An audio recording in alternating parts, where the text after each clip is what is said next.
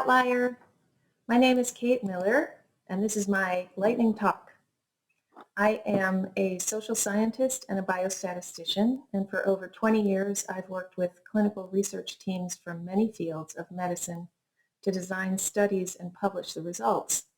I use data visualization every single day in my working life. I think of myself as a scientist who's also like half of a designer. From this particular perch, I've had a good long view of data visualization practices across the medical literature, and I see a few pros and cons. Starting with the pros, medical journals have very clearly defined audiences, so when you're designing a figure, you have this luxury of knowing exactly who your readers are going to be. You don't have to guess at your audience. Also, these readers tend to be highly trained and often quite technical, so they're used to spending a little time reading a figure. It's more than just a glance. So you sort of have this freedom to present some depth and complexity to the visualization. Also, there's a shared visual vocabulary very clearly across all medical journals. You can always present bars and histograms and lines and scatters with no problems. Most medical fields are also quite comfortable with forest plots for ratios with confidence intervals and also Kaplan-Meier survival curves, which is a specific type of line graph. So moving on to the cons, the first con is that same shared visual vocabulary, which I just said was a pro. The vocabulary is actually quite narrow. Once while working with a team of palliative care physicians, I made this swimmer's plot, and it blew their minds. They loved it. Now I'm working with a team of oncologists, and swimmer's plots are boring, old news. They've seen them all the time. Meanwhile, to the oncologists, this sand key I made of our results was totally novel and exciting to them. So the conventions can also be quite narrow and quite siloed. The other problem is that the conventions sometimes just are badly designed, in my view. There's a very common type of figure in a medical journal, which is a multi-panel like this. This one has no less than 11 panels, and the information needed to read the panels is buried in this lengthy, small text figure legend down here. These kinds of figures are quite common and sometimes even required by the journal. In fact, this figure is the example that this particular journal gives to submitting authors as a template.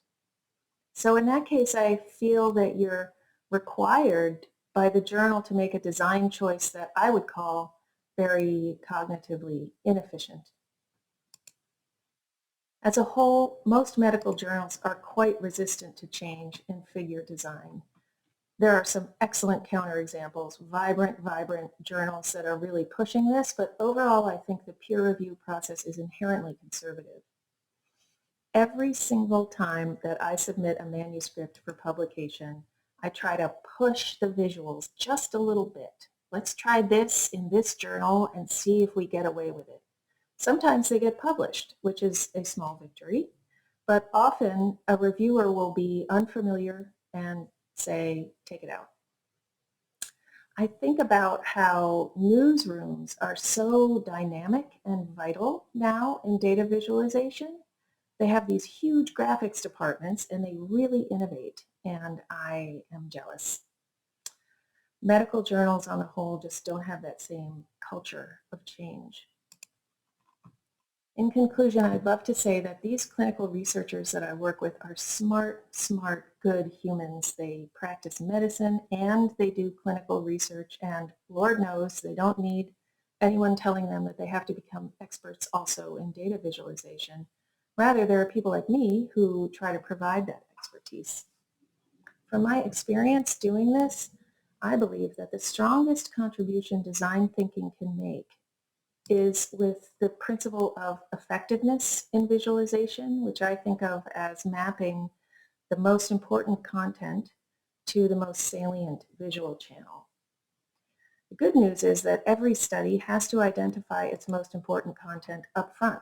This is called the primary aim or endpoint of a study, and there can also be secondary aims or endpoints. So there's this baked in, pre-specified hierarchy of importance of the information coming out of the study. I think where people struggle is knowing how to encode that hierarchy in visual channels in a figure. So that's where I think data visualization designers could really add something to the medical literature. Thanks so much for listening. Here's my email. I'd love to hear from you. Bye.